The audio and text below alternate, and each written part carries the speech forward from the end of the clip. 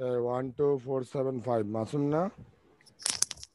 জি sir, আসসালামু আলাইকুম। ওয়ালাইকুম আসসালাম। মাসুম আসসালামু আলাইকুম। সুলতান মাহমুদ নামে তোমাদের কেউ আছে? জি স্যার। স্যার আছে।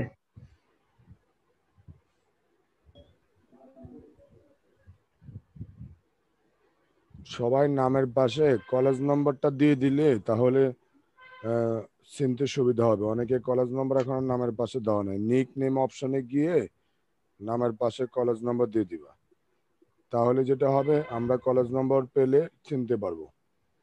মহিতুল ইসলাম আছে তোমাদের? মহিতুল ইসলাম বলতে পারবা? মহিতুল ইসলাম আছে স্যার, আছে। মানে ক্লাসে আসে না, কিন্তু আমাদের সেকশনে আছে। এমডি হাসানুল নামে একটা আছে হাসানুল। জি স্যার, হাসানুল পান্না।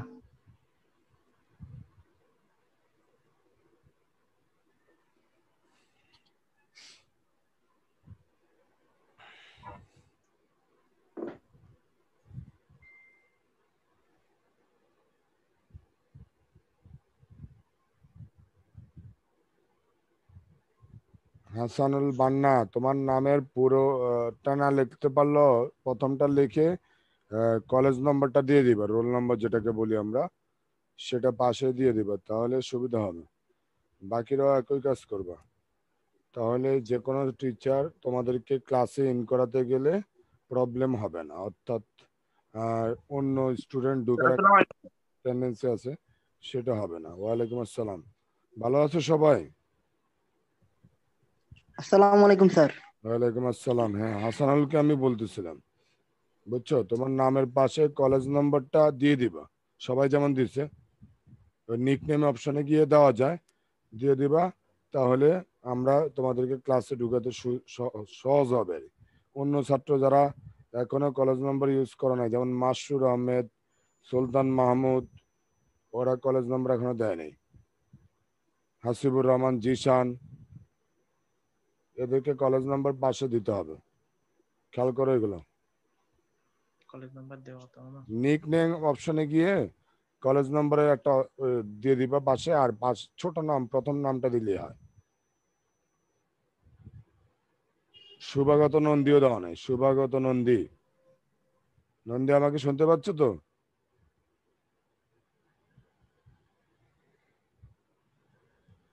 জি স্যার। হ্যাঁ, ওই কলেজ নাম্বারটা পাশে দিয়ে দিও। ক্লাস করতে যেমন তোমার সুবিধা হবে, তারপরে আমরা টিচাররা যারা ক্লাস নিই তারাও তোমাদের ইন করাতে অসুবিধা হবে না।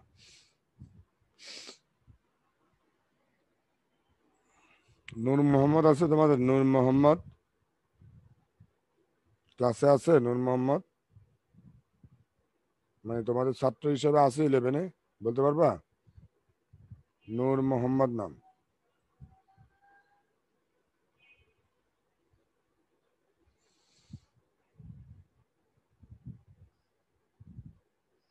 যাই হোক, আমরা ক্লাস শুরু করে দিচ্ছি, আর দেরি আছে।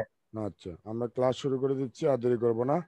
আমি আসলে প্রথম ক্লাসে মূলত তোমাদের ওই যে বেসিক, যারা সায়েন্স থেকে আসছো অথবা যারা হিসাব বিজ্ঞান বা অ্যাকাউন্টিং কম বুঝো, একবারে বুঝোই না ধরতে গেলে, একবারে নতুন, তাদের জন্য বেসিক ধারণাগুলো খুবই ইম্পর্টেন্ট। অঙ্ক করা খুব একটা কঠিন কাজ না, যদি তুমি বেসিক নলেজগুলো খুব সুন্দরভাবে আয়ত্তে নিতে পারো, তাহলে অঙ্ক করা তোমার জন্য কঠিন কিছু না। অঙ্ক সবাই কম বেশি তখন পারবে, কিন্তু তার আগে দরকার হচ্ছে বেসিক। তো আমরা প্রথম ক্লাসে আমি অবশ্য তোমাদের কতগুলো বেসিক নলেজ ধারণা দিয়েছিলাম, বিশেষ করে হিসাব বিজ্ঞান সম্পর্কিত। হিসাব বিজ্ঞান কি, উদ্দেশ্য, ইতিহাস, হিসাব তথ্যের ব্যবহারকারী, লেনদেনও একটু হালকা পাতলা বলছিলাম।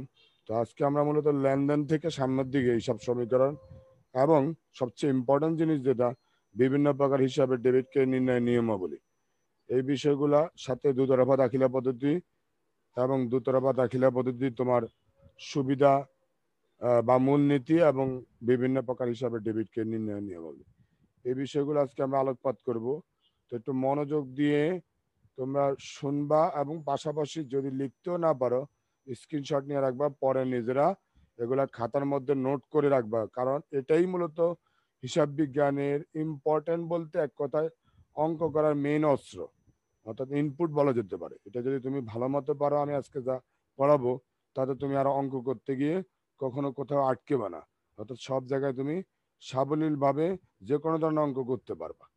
সেই জন্য তোমার নিয়মটা সবচেয়ে ইম্পর্টেন্ট। তা আমি আশা করি এই নিয়মগুলা খুব সুন্দরভাবে নিজেরা আয়ত্তে নিবা। পাশাপাশি তোমাদের যে স্ক্রিনশট নিয়ে এখন রাখবা, পরবর্তীতে তোমাদের খাতার মধ্যে তোমরা নিজস্ব স্টাইলে এগুলো নোট করে রাখবা। আমরা শুরু করে দিচ্ছি, আজকে আর দেরি করবো না।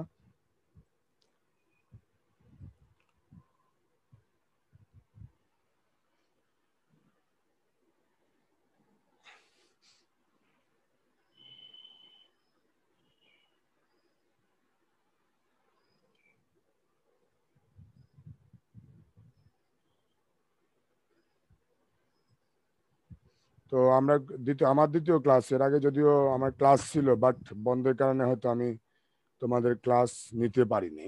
আমার ক্লাস প্রতি সপ্তাহে এই দিনে থাকে, তো যদি কোনো কারণে বন্ধ হয়ে যায় তখন আর নেওয়া যায় না। ওই আগের ক্লাসটা মানে কোনো একটা বন্ধ ছিল, যার কারণে নিতে পারিনি। তো যাই হোক, আমরা আজকে দ্বিতীয় হিসাব বিজ্ঞানের মৌলিক বিষয়ের উপর দ্বিতীয় পার্ট আমার, তার উপর আমরা আলোকপাত করব। প্রথমে আমরা হিসাব বিজ্ঞানের মৌলিক বিষয়ের কিছু চিত্র দেখতে পাচ্ছি। মৌলিক বিষয় মানে অ্যাকাউন্টিং এর মৌলিক কনসেপ্ট, যেটাকে বলা হয় basic concept of accounting. Basic concept of accounting. তো এই যে মৌলিক কনসেপ্টগুলোর উপর আমরা আলোকপাত করবো আজকে। তো এটার আমাদের প্রথম পার্ট, এই পার্ট শেষে তোমরা কি শিখতে পারবা?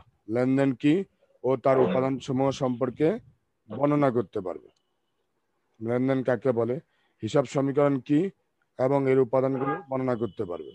দুতরফা দাখিলা পদ্ধতি কি এবং এর মূলনীতি সমূহ বর্ণনা করতে পারবে। আর সর্বশেষ বিভিন্ন প্রকার হিসাবে, অত্যন্ত ইম্পর্টেন্ট জিনিস এটা কিন্তু, বিভিন্ন প্রকার হিসাবের ডেবিট ক্রেডিট নির্ণয়ের নিয়মাবলী বর্ণনা করতে পারে। স্পেশালি যারা সায়েন্স থেকে আসছে তাদের জন্য এগুলো প্রত্যেকটাই দরকার, কারণ তারা নতুন, একবারই নতুন। তা সায়েন্স থেকে আসলে এই নয় যে তুমি পারবা না, তুমি হয়তো কমার্স গুলো থেকেও ভালো পারবা যদি তুমি একটু ভালো মতো বুঝে নিতে পারো। সুতরাং গাবলে যাওয়ার কিছু নেই। এখানে সায়েন্স থেকে আগত স্টুডেন্টরা আছে, আমি জানি কমার্সের ছাত্রও আগে পড়ালেখা করছে যারা, তারাও আছে। সুতরাং সবার জন্য এটা লাগবে। তো এবার আমরা চলে আসি আমাদের প্রথম লেনদেনের সংজ্ঞা বা লেনদেন কি। গত ক্লাসে আমরা এটা বলছিলাম লেনদেন সম্পর্কে। লেনদেন ব্যবসায় আর্থিক অবস্থার পরিবর্তন করে, ব্যবসায় আর্থিক অবস্থার পরিবর্তন করে এমন সব ঘটনাই লেনদেন। এক কথায় ব্যবসা, যে কোনো ব্যবসা প্রতিষ্ঠানে আর্থিক অবস্থার পরিবর্তন করবে এমন সব ঘটনায় লেনদেন। অর্থের আদান প্রদান বা অর্থের মাপকাঠিতে পরিমাপ করা যায় এইরূপ কোনো দ্রব্য বা সেবা আদান প্রদানের দ্বারা যদি কোনো ব্যক্তি বা প্রতিষ্ঠানের আর্থিক অবস্থার পরিবর্তন ঘটলে এইরূপ আদান প্রদানকে লেনদেন বলে। অর্থাৎ যে কোনো আদান প্রদান হতে হলে সেটা প্রথমে অর্থের মাপকাঠিতে আমাদের দেশে টাকায় পরিমাপযোগ্য হতে হবে এবং ওই ওই দ্রব্য বা সেবার আদান প্রদানের দ্বারা কোনো ব্যক্তি বা প্রতিষ্ঠানের আর্থিক অবস্থার পরিবর্তন করতে হবে। অর্থাৎ আমরা প্রথমে লেনদেন সংজ্ঞায়িত করতে গেলে অর্থের মাপকাঠিতে পরিমাপযোগ্য হতে হবে। দ্বিতীয়ত কথা, কোনো দ্রব্য বা সেবার আদান প্রদান হতে হবে এবং আদান প্রদানের মাধ্যমে যে ব্যক্তি ব্যবসা করে অথবা যে প্রতিষ্ঠান ব্যবসা করে তার আর্থিক অবস্থার পরিবর্তন ঘটবে। এইরূপ আদান প্রদানকে লেনদেন বলে। এটা সনাতন পদ্ধতি বা ব্রিটিশ নিয়মের সংজ্ঞা। বাট আধুনিক হিসাব শাস্ত্রবিদগণ, যেটা আমেরিকান হিসাব বিজ্ঞানী বলা হয়, মনে করেন যে হিসাব সমীকরণ সম্পত্তি সমান দায় প্লাস সত্ত্বাধিকার, দ্যাট মিনস এ সমান এল প্লাস ওই এর উপাদানগুলোর পরিবর্তনকারী ঘটনাকে লেনদেন হিসেবে আখ্যায়িত করেছে। অর্থাৎ সম্পত্তি, দায় এবং সত্ত্বাধিকার এর পরিবর্তন আনয়নকারী কোনো ঘটনাকে লেনদেন বলা হয়। মানে তিনটা মৌলিক উপাদান হিসাব সমীকরণে। তিনটার নাম হচ্ছে তোমার সম্পদ এ, দায় এল, আর ওই হচ্ছে সত্ত্বাধিকার বা মালিকানা সত্ত্ব। এই তিনটা উপাদানের যদি পরিবর্তন আনে কোনো ঘটনা, তখন তাকেই আমরা লেনদেন বলবো। অর্থাৎ আধুনিক হিসাব বিজ্ঞানীদের ধারণা, তারা হিসাব সমীকরণের ভিত্তিতে কোনো ঘটনাকে লেনদেন হিসাবে আখ্যায়িত করে থাকে।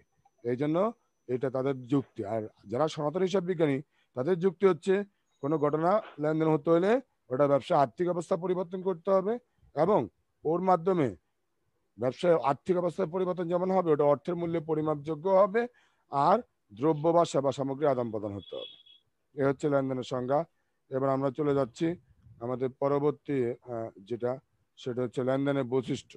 এটা নিয়ে কোনো প্রশ্ন না থাকলে, এটা আমরা অবশ্য গত ক্লাসে আলোচনা করছিলাম লেনদেন কি। লেনদেনের প্রকৃতি বা বৈশিষ্ট্য বা উপাদানও বলা যায়। তো লেনদেনের বৈশিষ্ট্যের মধ্যে নাম্বার 1 হচ্ছে আর্থিক অবস্থার পরিবর্তন। মানে কোনো ঘটনা লেনদেন হতে হলে আর্থিক অবস্থার পরিবর্তন হতে হবে। আর্থিক অবস্থার পরিবর্তন আমরা সংজ্ঞার মধ্যেও বলছি, না হলে লেনদেন বলা যাবে না। এখন আর্থিক অবস্থা পরিবর্তন দুই রকমের হতে পারে। নাম্বার 1 পরিমাণগত বা নিট পরিবর্তন, নাম্বার 2 কাঠামোগত বা গুণগত পরিবর্তন। বলতে পারবো তোমরা এই পরিমাণগত পরিবর্তন কি আর নিট পরিবর্তন, কাঠামোগত পরিবর্তনটা কি? কারো কোনো ধারণা থাকলে বলতে পারো।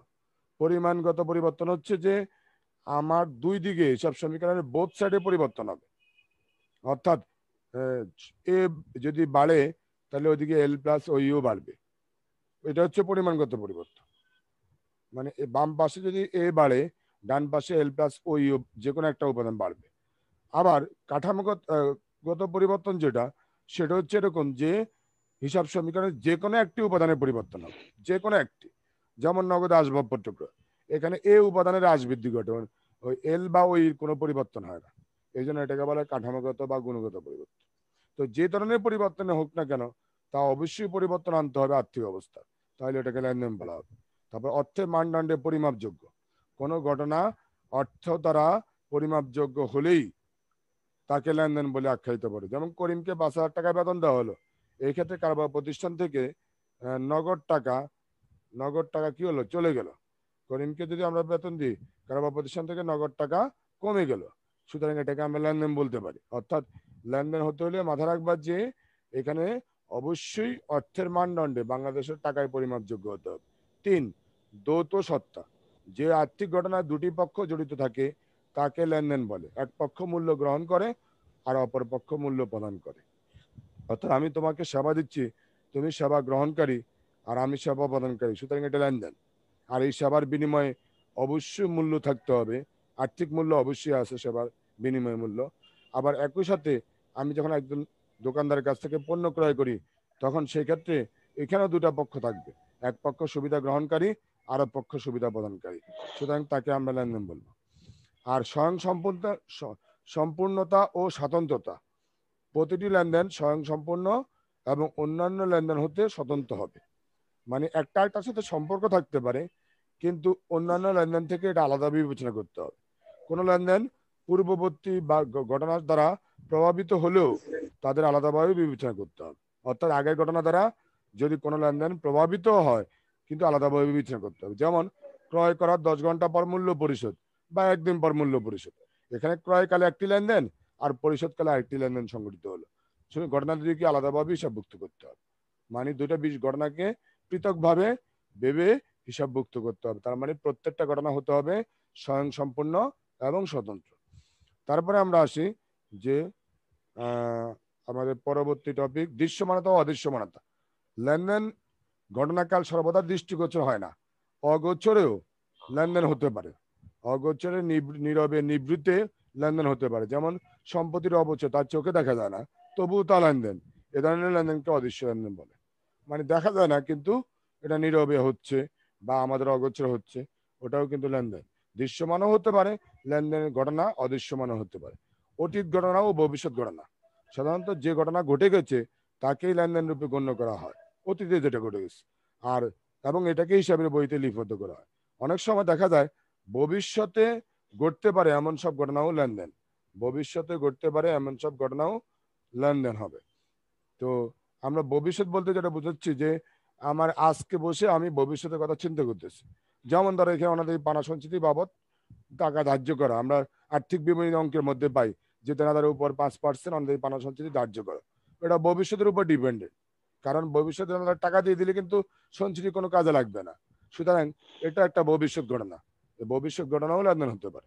প্রামাণ্য ঘটনা, যেসব আর্থিক ঘটনার দলিল অথবা বস্তুগত অথবা উভয় প্রকার প্রমাণ দেওয়া যায়, ওই ঘটনাগুলোই লেনদেন রূপে গণ্য করা হয়। যেমন ক্যাশ মেমো, প্রত্যেকটা লেনদেনের সমর্থনে একটা দলিল থাকতেই হবে।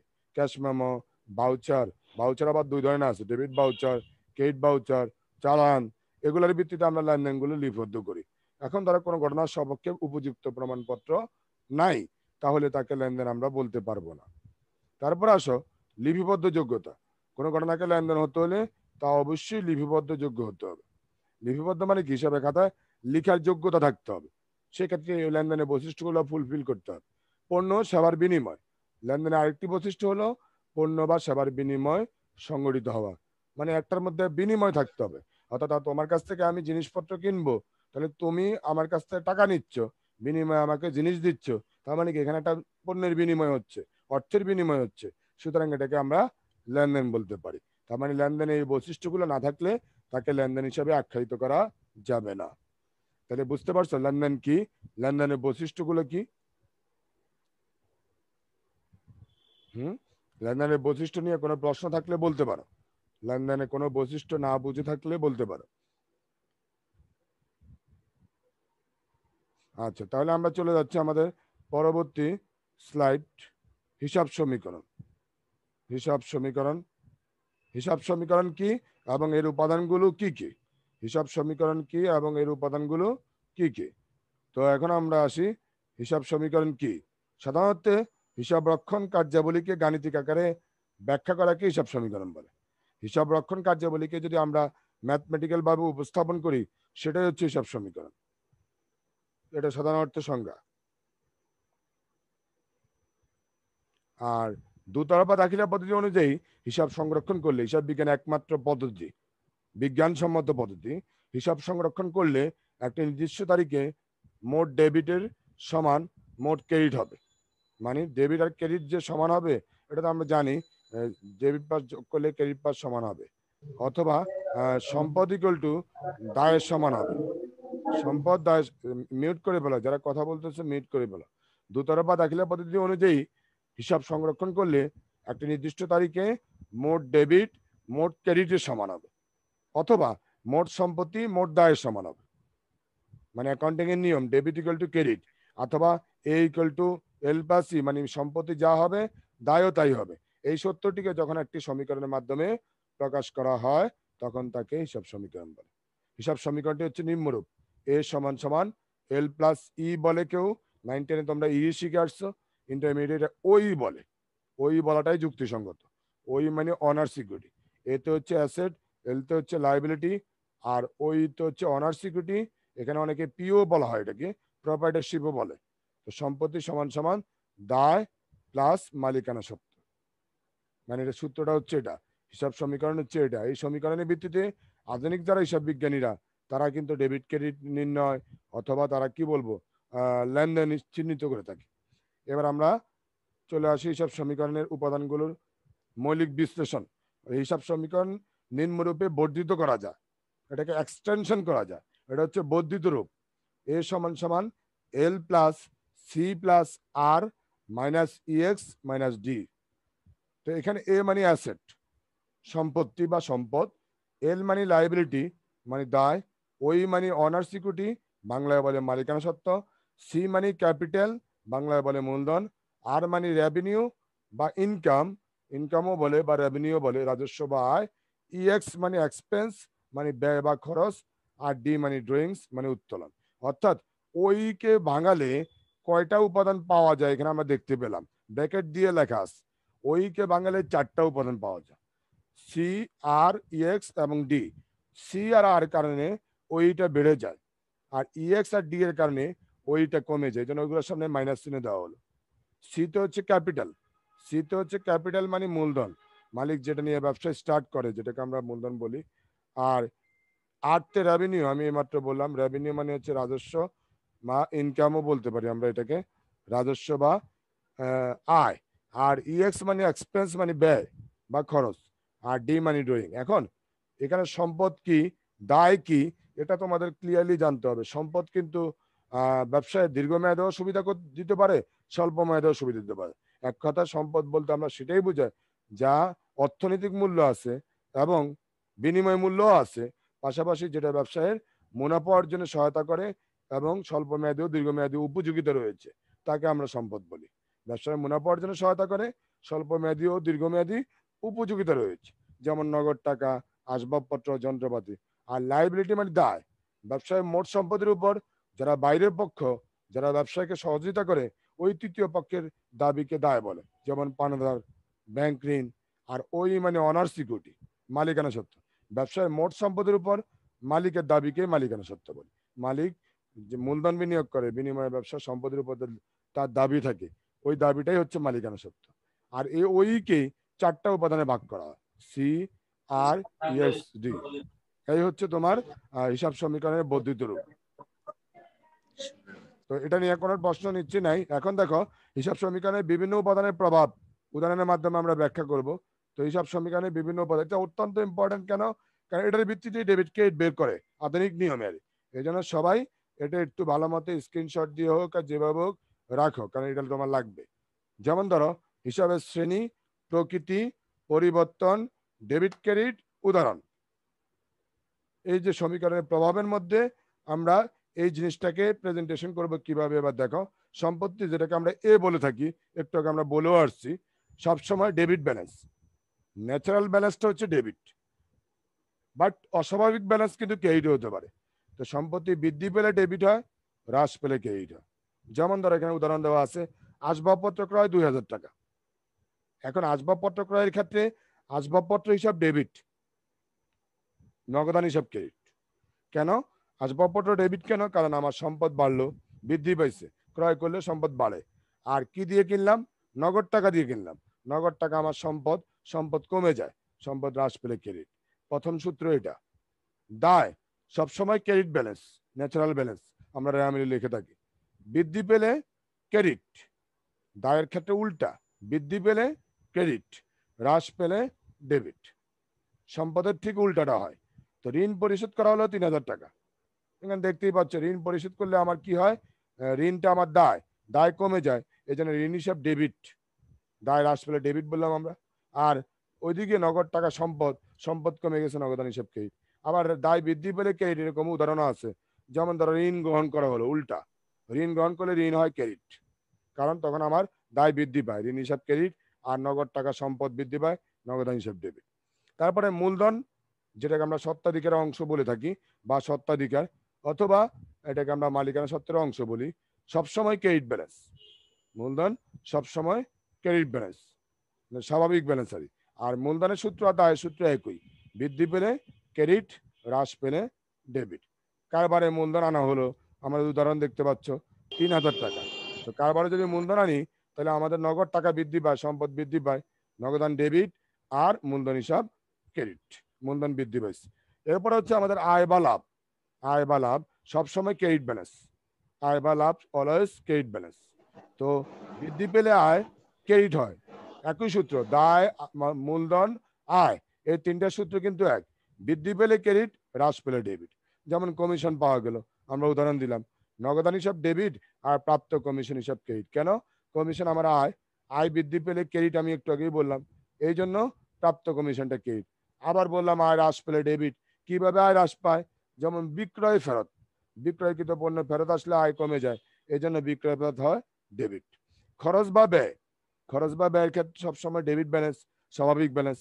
আর এটা সম্পদের সাথে মিলে বৃদ্ধি পেলে ডেবিট, হ্রাস পেলে ক্রেডিট। যেমন বেতন প্রদান, বেতন প্রদান করলে আমরা যা জানি যে বেতন ডেবিট হয়, নগদান ক্রেডিট হয়। কেন বেতন ডেবিট হয়? কারণ বেতন ব্যবসায়ের জন্য খরচ। খরচ মানে বুঝছো, যেটা ব্যবসার স্বাভাবিক কার্যক্রমের জন্য নিয়মিত করা হয়, এটাই ব্যবসায়িক খরচ। তো বেতন আমার নিয়মিত খরচ, এই জন্য বেতনটাকে ডেবিট, বৃদ্ধি পাওয়ার কারণে। আর নগদ টাকা চলে গেছে, নগদান হিসাব ক্রেডিট। এই হচ্ছে আমাদের হিসাব সমীকরণের পরিবর্তন আনয়নকারী উপাদানগুলোর ডেবিট ক্রেডিট নির্ণয়ের নিয়ম, কিভাবে আমরা ডেবিট ক্রেডিট বের করব। তো তোমাদের এই ডেবিট ক্রেডিট নির্ণয় নিচ্ছে অলরেডি শিখে বলছো অনেকেই, জানো কম বেশি, সমস্যা হওয়ার কথা না। তারপরেও কোনো প্রশ্ন থাকলে বলতে পারো ডেবিট ক্রেডিট নির্ণয় নিয়ে। আচ্ছা, এবার আসি আমরা দুতরফা দাখিলা পদ্ধতি কি। এটাও হিসাব বিজ্ঞানের একমাত্র বিজ্ঞানসম্মত পদ্ধতি, যে পদ্ধতিতে প্রতিটি লেনদেনকে ডেবিট ও ক্রেডিট বিশ্লেষণ করে সমান অঙ্কের টাকা দ্বারা হিসাবের খাতায় লিপিবদ্ধ করা হয়, তাকে দুতরফা দাখিলা পদ্ধতি বলে। ডেবিট ক্রেডিট দুই পাশে সমান টাকার অঙ্ক দ্বারা সমানভাবে হিসাবের খাতায় লিপিবদ্ধ করা হয়, সেটার নামে দুতরফা দাখিলা পদ্ধতি। কারবারের প্রকৃত আর্থিক অবস্থা তুলে ধরার জন্য এটি একমাত্র পূর্ণাঙ্গ নির্ভরযোগ্য ও বিজ্ঞানসম্মত পদ্ধতি। একমাত্র পদ্ধতি হিসাব বিজ্ঞানে পূর্ণাঙ্গ, নির্ভরযোগ্য ও বিজ্ঞানসম্মত। 1494 খ্রিস্টাব্দে ইটালীয় ধর্মযাজক ও গণিতশাস্ত্রবিদ লুকা প্যাসিওলি এই পদ্ধতিটি আবিষ্কার করেন। অধ্যাপক এইচ ব্যানার্জি এর মতে কোন লেনদেনের দুইটি পক্ষ লিপিবদ্ধ করার পদ্ধতিকে দুতরফা দাখিলা পদ্ধতি বলে। দুটা পক্ষ বলতে একটা ডেবিট আর একটা ক্রেডিট। তো ইংলিশে যেটা বলা যায় system of recording the twofold aspects of a transaction is known as double entry system. Double entry system মানে দুতরফা দাখিলা পদ্ধতি। অর্থাৎ কোন লেনদেনে দুইটা পক্ষকে লিপিবদ্ধ করার কৌশলী হচ্ছে দুতরফা দাখিলা পদ্ধতি। তারপরে আমরা যেটা আসবো সেটা হচ্ছে দুতরফা দাখিলা পদ্ধতির বৈশিষ্ট্য বা মূলনীতি। মানে এই মূলনীতিগুলা দুতরফা দাখিলা পদ্ধতি মেনটেন করে। যেহেতু এটা একটা স্বয়ংসম্পূর্ণ, বিজ্ঞানসম্মত ও নির্ভরযোগ্য পদ্ধতি, হিসাব সংরক্ষণের ক্ষেত্রে অনেকগুলো ব্যবহারিক সুবিধা আছে। তাই সারা বিশ্বে এই পদ্ধতি সার্বজনীনভাবে ব্যবহৃত জনপ্রিয় পদ্ধতি হিসাবে স্বীকৃত। তো এটার বৈশিষ্ট্য বা মূলনীতিগুলো হচ্ছে: এক, দুটি পক্ষ, প্রতিটি লেনদেনে দুটা পক্ষ থাকবে। একটা পক্ষ সুবিধা প্রদান করবে এবং অন্য পক্ষ সুবিধা গ্রহণ করবে। যে পক্ষ সুবিধা প্রদান করবে তাকে আমরা ক্রেডিট বলি, আর যে পক্ষ সুবিধা গ্রহণ করবে তাকে আমরা ডেবিট বলি। দাতা ও গ্রহীতা দুটি পক্ষের, এই যে পরেরটাই বলা আছে, দুটি পক্ষের যে পক্ষ সুবিধা প্রদানকারী তাকে দাতা এবং যে পক্ষ সুবিধা গ্রহণকারী তাকে গ্রহীতা বলে। মানে দাতা যেটা ক্রেডিট বলা হয় আর গ্রহীতাকে ডেবিট বলা হয়। অর্থের পরিমাপ এই পদ্ধতিতে সমপরিমাণ টাকা দ্বারা ডেবিট ও ক্রেডিট লিপিবদ্ধ করা হয়। মানে ডেবিটে যা লেখা হবে ক্রেডিটও তাই লেখা হবে। ডেবিট ও ক্রেডিট এই পদ্ধতি দুটি পক্ষের সুবিধা গ্রহণকারীকে ডেবিট এবং সুবিধা প্রদানকারীকে ক্রেডিট করা হয়। ওই যে আমি একটু আগে বলছিলাম, সুবিধা যে গ্রহণ করবে সেটা হবে ডেবিট, আর যে পক্ষ সুবিধা প্রদান করবে সেটা হবে ক্রেডিট। পৃথক সত্তা এই পদ্ধতিতে মালিক থেকে ব্যবসাকে একটি পৃথক সত্তা হিসেবে গণ্য করা হয়। অর্থাৎ এখানে ব্যবসার মালিক কিন্তু সম্পূর্ণ আলাদা সত্তা। দুটা যদি এক করলে কিন্তু অঙ্ক হবে না। যদিও অনেকে প্রশ্ন করতে পারে যে মালিক তো ব্যবসার সবকিছুই, তাহলে তো একই বলা যেতে পারে না। দুটা পক্ষ সম্পূর্ণ ভিন্ন। ব্যবসা একটা আলাদা সত্তা আছে, কৃত্রিম সত্তা, আর মালিক একটা সত্তা। তারপরে পূর্ণাঙ্গ হিসাব ব্যবস্থা এই পদ্ধতিতে হিসাব সংরক্ষণে হিসাব চক্রের ধাপগুলো ধারাবাহিকভাবে অনুসরণ করা হয়। ধারাবাহিকভাবে বলতে বোঝাচ্ছে আমরা যে একটার পর একটা ক্রমান্বয়ে চলতে থাকে, যেমন জাবেদার পরে খতিয়ান, খতিয়ানের পরে রেয়ামিল, এভাবে ধারাবাহিকভাবে হিসাব চক্রের ধাপগুলো অনুসরণ করা হয়। সামগ্রিক ফলাফল এই পদ্ধতি হিসাবে ডেবিট দিকের মোট টাকার যোগফল ক্রেডিট দিকের মোট টাকার যোগফলের সমান হয়। ডেবিটে যা হবে ক্রেডিটও তাই হবে, যেটা আমরা জাবেদা দেখতে পাই। 8, সমমূল্যের লেনদেন এই পদ্ধতি দাতা ও গ্রহীতা সমান মূল্যে সুবিধা প্রদান ও গ্রহণ করে, মানে একই টাকার সুবিধা গ্রহণকারী অথবা প্রদানকারী হয়ে থাকে। এরপরে আমরা আসি ব্যবসায়িক লেনদেনের। এটা অত্যন্ত ইম্পর্টেন্ট আরেকটা বিষয়। ব্যবসায়িক লেনদেনের ডেবিট ক্রেডিট নির্ণয়ের সনাতন ও পদ্ধতি ও আধুনিক পদ্ধতির সংক্ষেপে উল্লেখ করো। আধুনিক পদ্ধতি অবশ্য আমরা ইতিমধ্যে বলে ফেলছি, সমীকরণটাই কিন্তু আধুনিক পদ্ধতি। আর সনাতন পদ্ধতিটা অনেকে মনে রাখতে পারো, কারণ ওটাও কিন্তু অনেক ক্ষেত্রে কাজে লাগে। যদি তুমি আধুনিক পদ্ধতি না বুঝো তাহলে সনাতন পদ্ধতিতে ডেবিট ক্রেডিট নির্ণয়টা মনে রাখতে পারো। দুতরফা দাখিলা পদ্ধতি অনুযায়ী প্রতিটি লেনদেন দুটি পক্ষ বা হিসাব খাত জড়িত থাকে। প্রত্যেকটা লেনদেনে দুইটা পক্ষ থাকতেই হবে, এক পক্ষ সুবিধা গ্রহণকারী আরেক পক্ষ সুবিধা প্রদানকারী। তাই কোন লেনদেন হিসাবে লিপিবদ্ধ করতে হলে প্রথমেই উক্ত লেনদেন জড়িত হিসাব খাত দুটো শনাক্ত করে এদের প্রত্যেকটি কোন শ্রেণীর হিসাব তা নিরূপণ করতে হবে। মানে দুইটা হিসাব খাত আগে বাই করতে হবে, তারপরে প্রত্যেকটা কোন শ্রেণীর হিসাব, কোনটা কোন ধরনের হিসাব নিরূপণ করতে হবে। তারপর নিয়ম অনুযায়ী প্রতিটি হিসাবে ডেবিট ও ক্রেডিট নির্ণয় করতে হবে। হিসাবে ডেবিট ক্রেডিট নির্ণয়ের দুইটা পদ্ধতি রয়েছে, যথা সনাতন পদ্ধতি আর একটা হচ্ছে আধুনিক পদ্ধতি। যেটা সনাতন পদ্ধতি এটাকে গোল্ডেন রুলসও বলা হয়। প্রাচীন পদ্ধতি, সনাতন পদ্ধতি, গোল্ডেন রুলস। আর আধুনিক পদ্ধতিকে সমীকরণ পদ্ধতিও বলা হয়। তাই এখন আমরা সনাতন পদ্ধতি নিয়ে কথা বলবো। প্রথমে সনাতন পদ্ধতি দেখো, সনাতন পদ্ধতিতে ও আধুনিক পদ্ধতিতে ডেবিট ক্রেডিট নির্ণয় নিয়মাবলী নিম্নে আলোচনা করা হলো। তো সনাতন পদ্ধতিতে ডেবিট ক্রেডিট নির্ণয় করতে গেলে প্রথমে হিসাবকে প্রধানত কয় ভাগে ভাগ করে এটা জানতে হবে। সনাতন পদ্ধতি হিসাবকে প্রধানত 3 ভাগে ভাগ করা যায়: ব্যক্তিবাচক হিসাব, সম্পত্তিবাচক হিসাব ও নামিক হিসাব বা আয় ব্যয়বাচক হিসাব। ব্যক্তিবাচক হিসাব হচ্ছে যেখানে ব্যক্তি বা প্রতিষ্ঠান সম্পর্কিত লেনদেন লেখা হয়।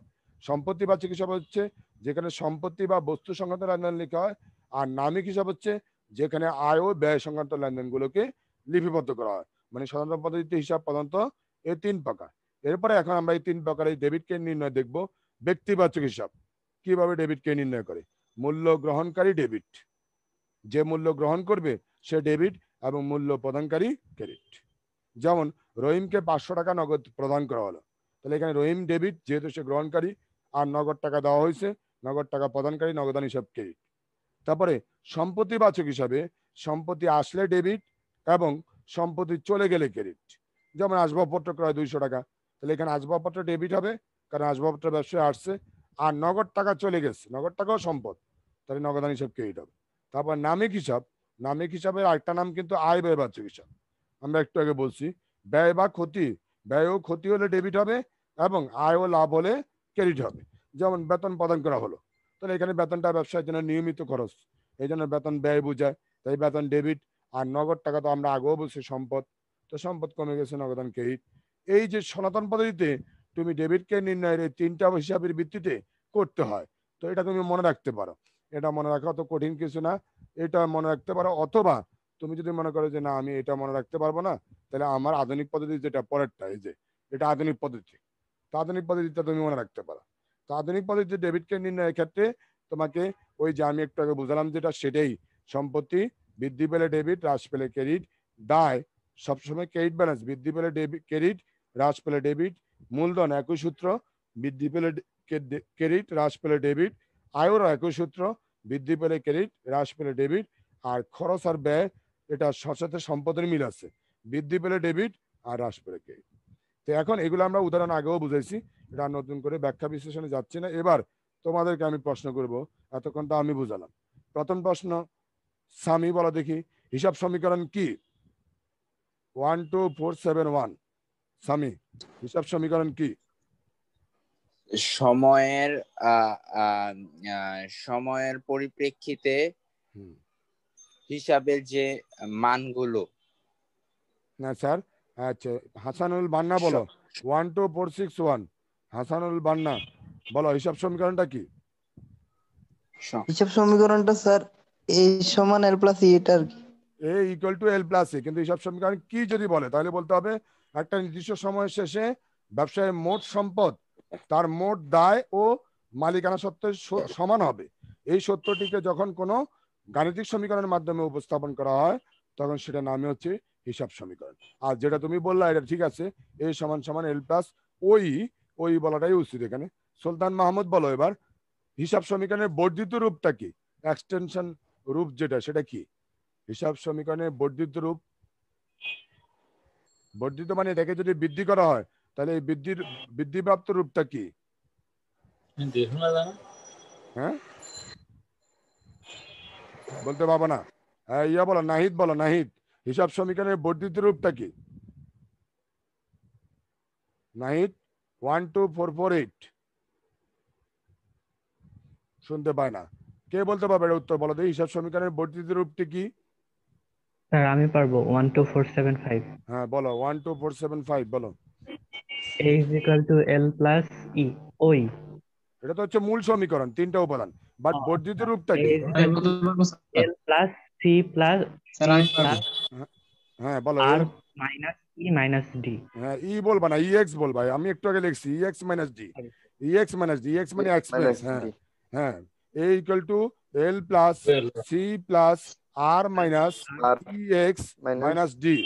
আচ্ছা এবার আমরা চলে আসো, হ্যাঁ এবার অব্র বলো, অব্র, অব্র বলো দেখি লেনদেনের বৈশিষ্ট্যগুলো কি কি? আমরা পড়াইলাম প্রথমে আজকে, লেনদেনের বৈশিষ্ট্যগুলো বলো দেখি পয়েন্ট আকারে, লেনদেনের বৈশিষ্ট্যগুলো কি কি? অব্র 12470 কলেজ নম্বর, পারে না মনে হয়, পারলে আরো আগে উত্তর দিতে হয়। 12483 শোধ বলো লেনদেনের বৈশিষ্ট্যগুলো কি কি? কে বলতে পারবে উত্তর? লেনদেনের বৈশিষ্ট্যগুলো বলো দেখি কয়েকটা। স্যার আমি বলি। হ্যাঁ বলো, কলেজ নাম্বার বলো তোমার, বলবো স্যার, বলো কলেজ নাম্বার বলে বলো।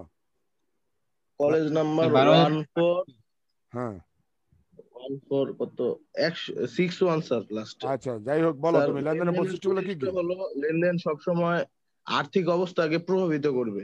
আচ্ছা ভেরি গুড, একটা। আর লেনদেন প্রতিটা লেনদেন স্বতন্ত্রতা বৈশিষ্ট্য প্রকাশ করবে। ভেরি গুড, হ্যাঁ স্বতন্ত্রতা অথবা আলাদা হবে, হ্যাঁ রাইট। তারপরে প্রতিটা আরো- লেনদেন হ্যাঁ A equal to L plus ওই কে প্রভাবিত করবে। হ্যাঁ, লেনদেন এ ইকুয়াল টু এল প্লাস ওই কে প্রভাব বিস্তার করবে। এছাড়া লেনদেনের সবচেয়ে বড় বৈশিষ্ট্য হচ্ছে লেনদেন অর্থের অঙ্কে পরিমাপযোগ্য হতে হবে। লেনদেনে দুটি পক্ষ লেনদেন থাকতে অর্থ হবে, পরিমাপযোগ্য। দুটি পক্ষ থাকতে হবে। একটা পক্ষ সুবিধা গ্রহণ করবে, আরেকটা পক্ষ সুবিধা প্রদান করবে। এগুলো হচ্ছে লেনদেনের সবচেয়ে বড় বৈশিষ্ট্য। লেনদেন দৃশ্যমান হতে পারে, অদৃশ্যমান হতে পারে। আচ্ছা, এবার তৌফিক বলো, 12459 যন্ত্রপাতির অবচয় 5,000 টাকা, এটি কোন ধরনের লেনদেন? লেনদেন তো অবশ্যই, কিন্তু কোন ধরনের? 5,000 টাকা, এটা বলতে পারবা কেউ? যন্ত্রপাতির অবচয় 5,000 টাকা। এটা অদৃশ্যমান লেনদেন। হ্যাঁ, অদৃশ্যমান লেনদেন। ইয়েস, অদৃশ্যমান লেনদেন। অদৃশ্যমান লেনদেন। কে বলছে এটা? তৌফিক। 12449। আচ্ছা, ভেরি গুড। তারপরে এবার আমরা চলে আসি পরবর্তী প্রশ্ন 5 নম্বর। ধারে আসবাবপত্র ক্রয় 20,000 টাকা, এই লেনদেন হিসাব সমীকরণে কোন কোন উপাদানে প্রভাব বিস্তার করছে? কে বলতে পারবা? যে কোনো একজন বলবা। জিশান বলো দেখি। জিশান। 12,352 আমি বলবো স্যার। আচ্ছা, বলো। ধারে স্যার, আসবাব সম্পদ হিসাবকে স্যার বর্ধিত করেছে। হ্যাঁ, সম্পদ বাড়বে আর দায় বাড়বে। পত্র হিসাব ডেবিট, সম্পদ হিসাব ক্রেডিট, না, আমি নগদান বলছি হিসাব ক্রেডিট। আমি বলছি হিসাব স্যার সমীকরণে পাওনাদার হিসাব কোন ক্রেডিট। আমি বলছি হিসাব দায় সমীকরণে বাড়বে, কোন স্যার। কোন আমার কথা শোনা আগে। হিসাব সমীকরণে কোন কোন উপাদানকে প্রভাবিত করবে? সেই ক্ষেত্রে উত্তর হবে হিসাব এ সমীকরণ এ এ বৃদ্ধি বৃদ্ধি এবং পাবে, ই বৃদ্ধি, এ বৃদ্ধি পাবে এবং এল বৃদ্ধি পাবে। কারণ ধারে এল বৃদ্ধি পাবে। ধারে ক্রয় করছে, এল বৃদ্ধি ও পাবে, ধারে স্যার ই বৃদ্ধি ই পাবে। হবে না, এ বাড়বে, ই বাড়বে। আচ্ছা, এবার আমরা মাসুমকে জিজ্ঞাসা করি। মাসুম, মাসুম বলো, আয় বৃদ্ধি পেলে Yes, কি sir. হয় এবং হ্রাস পেলে কি হয়? ডেবিট ক্রেডিট কোনটা হবে? আয় বৃদ্ধি পেলে এবং হ্রাস পেলে। আয় বৃদ্ধি পেলে ক্রেডিট হবে, আয় হ্রাস পেলে ডেবিট হবে। Very good. আর ব্যয় হ্যাঁ, ব্যয়ের বেলা উল্টাটা আরই, ঠিক আছে। এবার আমরা চলে আসি মাসরুর। মাসরুর বলো, দুতরফা দাখিলা পদ্ধতি কি? আমি বলছিলাম একটু আগে, দুতরফা দাখিলা পদ্ধতি কি? কে বলতে পারবে এটা উত্তর? দুতরফা দাখিলা পদ্ধতি কি? একটি বিজ্ঞানসম্মত পদ্ধতি স্যার। এখানে স্যার দুটি পক্ষ থাকে, ডেবিট এবং ক্রেডিট। এই দুটি পক্ষকে দুটি পক্ষ থাকে সমান টাকা দ্বারা ডেবিট ক্রেডিট দুটি করা হয়। পক্ষকে প্রভাবিত করে। হ্যাঁ, লিপিবদ্ধ করা হয়। Very good. আচ্ছা, যাক, এবার আমরা চলে আসি 8 নম্বর। আব্দুল্লাহ আল মামুন সম্ভবত 12477। তুমি বলে দেখি, সম্পত্তি বার্ষিক হিসাবে কিভাবে ডেবিট কে নির্ণয় করা হয়? সম্পত্তি বার্ষিক হিসাবে কিভাবে ডেবিট কে নির্ণয় করা হয়? সম্পত্তি বৃদ্ধি পাইলে স্যার ওটা ডেবিট, আর হ্রাস পেলে ওটা ক্রেডিট। Very good. সম্পত্তি বৃদ্ধি পেলে ডেবিট, হ্রাস পেলে ক্রেডিট। এবার আমরা চলে আসি জুবাইরকে জিজ্ঞাসা করি। বলো দেখি জুবাইর, মালিকানা সত্ত্বকে প্রভাব বিস্তারকারী উপাদান কয়টি ও কি কি? মালিকানা সত্ত্বকে উপাদান 4টি। চারটির নাম বলো। আয়, ব্যয়, উত্তোলন আর মূলধন। মূলধন। কোনটা কারণে মালিকানা সত্ত্ব বাড়ে? কোনগুলো কারণে মালিকানা সত্ত্ব বাড়ে? মূলধন আর আয়। আয়। আর কোনটা কারণে মালিকানা সত্ত্ব কমে? ব্যয় আর উত্তোলন। Very good. এবার আমরা আসি শাইককে জিজ্ঞাসা করি, মালিকের ব্যক্তিগত অর্থ দ্বারা ব্যবসায় ঋণ পরিশোধ 20,000 টাকা, এই লেনদেনে হিসাব সমীকরণের কোন কোন উপাদানের পরিবর্তন হয়েছে? শাইক বলতে পারবা? মালিকের ব্যক্তিগত অর্থ দ্বারা ব্যবসায় ঋণ পরিশোধ, এই লেনদেনে হিসাব সমীকরণের কোন কোন উপাদানের পরিবর্তন হয়েছে? শাইক 12487 পারবা? স্যার বলো। স্যার এইটা হচ্ছে মালিকানা সত্ত্ব বৃদ্ধি হবে, আর হচ্ছে স্যার দায় হিসাব হ্রাস পাবে। দায় হ্রাস পাবে। Very good. দায় হ্রাস পাবে বলে বলছো, দায় হ্রাস পাবে। এবার তোমরা বাড়ির কাজ করবা।